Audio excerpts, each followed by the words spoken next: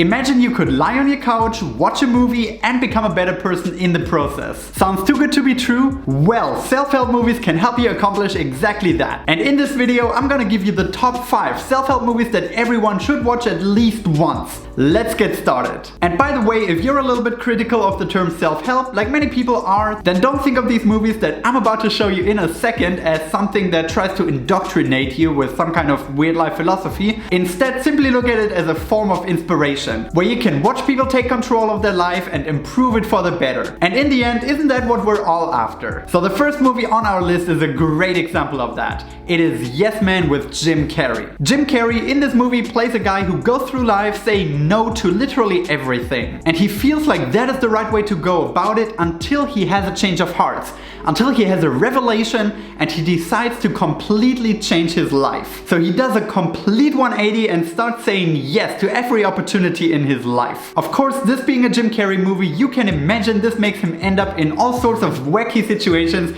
but this is not the important message of this movie. Instead, I see this movie as a reminder to live life to its fullest every single day, because you really never know what kind of great developments will come out of simply saying yes. And after all, this is what self-help is all about. Saying yes to your potential, saying yes to all the opportunities that life provides you with, saying yes to living your life to the fullest. So many people settle for living a very narrow and limited life. And it doesn't have to be this way. To me, watching Yes Man is always a great reminder to never settle, but instead keep embracing all the opportunities that life provides me with. Alright, movie number 2 on our list is called Into the Wild. And it is one of the very few movies that really shaped who I am today and how I see the world. By the way, there is another movie that shaped me even more, and that is coming up later on this list, so stay tuned for that. Into the Wild is the story of a young smart college kid who decides to leave all of society behind and instead embark on a journey into wild nature. Instead of working on his career, finding a well-paid job, getting married, settling down, all the usual steps that you normally would go through in your 20s, he decides to abandon all of that and instead travel around the US with literally no money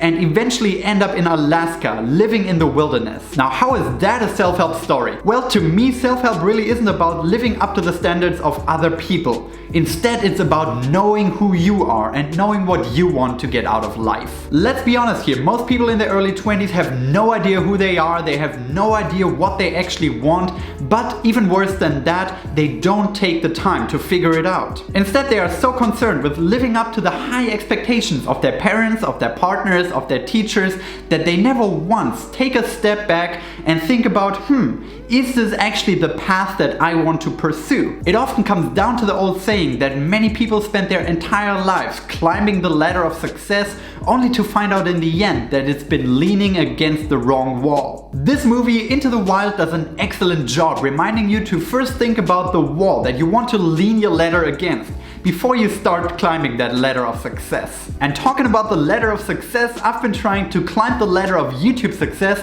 so if you want to help me out there, make sure to leave a like down below and subscribe to my channel to get more videos like this in the future. The next movie on our list, movie number 3, is called Pursuit of Happiness. And no, I did not misspell the word happiness there. If you go and watch the movie, you will understand why it's spelled with a Y and not with an I. The Pursuit of Happiness is a movie with Will Smith and his son Jaden Smith, and I would say arguably the best movie that Will Smith ever made. In it, he plays a single father who is bankrupt, who is failing at his job, who doesn't know how to keep food on the table and the roof over his head, but he gets one last chance to succeed when he gets an internship at a financial institution. Now, he has to pay his bills, take care of his son, and work 12-hour days in his very competitive internship without any financial understanding or background whatsoever, so the chances that he succeeds are very small, but he's willing to take that chance. And it becomes this really beautiful story of a father with the back against his wall who just won't be defeated, he won't quit, he won't give up. It always reminds me of the famous lines from Eminem.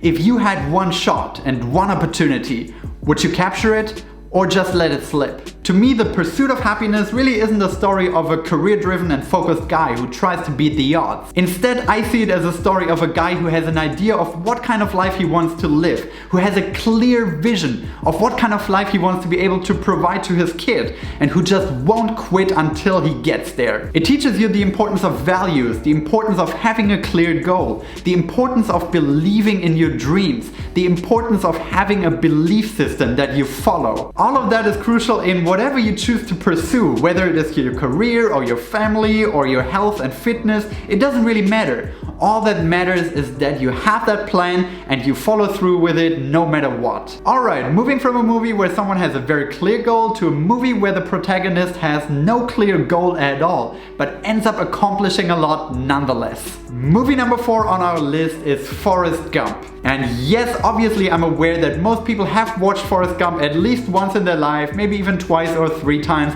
but I think most people miss the self-help component when they watch Forrest Gump. And I think that that is actually a crucial part of the story that oftentimes goes neglected. So just think about the initial setup of the story. A kid with below average IQ who gets bullied and lives in the middle of nowhere goes out into the world and ends up accomplishing all these great things. Forrest becomes a sports icon, he becomes a war hero, he ends up going to the Olympics, he meets all these celebrities, he becomes a millionaire, he runs across the country.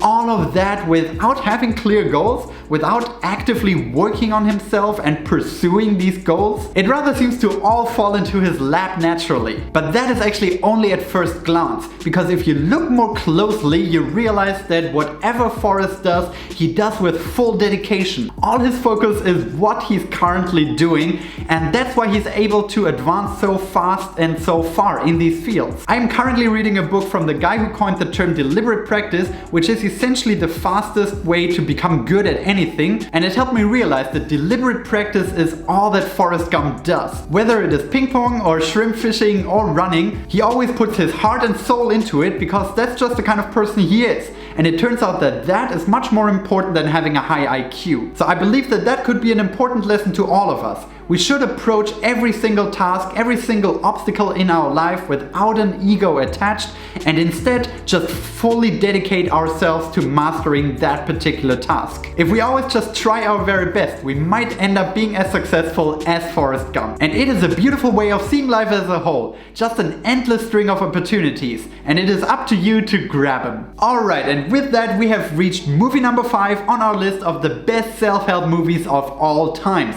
which is, drumroll please, Fight Club. Fight Club is one of those movies that you either love or hate, and for me it's definitely in the love category. It is the movie that has shaped me like no other movie in my 20s, and I remember watching it for the first time and after that just re-evaluating and questioning every single aspect of my life. That to me is exactly what a great movie does. It makes you question things, it makes you think about it even after the movie has ended. And I think Fight Club makes you question things like no other movie does. Of course, on top of a great story, this movie has amazing actors, with both Edward Norton and Brad Pitt arguably doing some of the best acting of their careers. So just for that alone, the movie is already a must-watch. But what makes this movie one of the greatest self-help movies of all times is that it makes you question all the values and the belief systems that we usually take for granted in our society. Like, does your job actually define who you are? Is it important to wear fancy clothes and have a nice big apartment? Or instead, are you defined by your character, by your skills, by your personality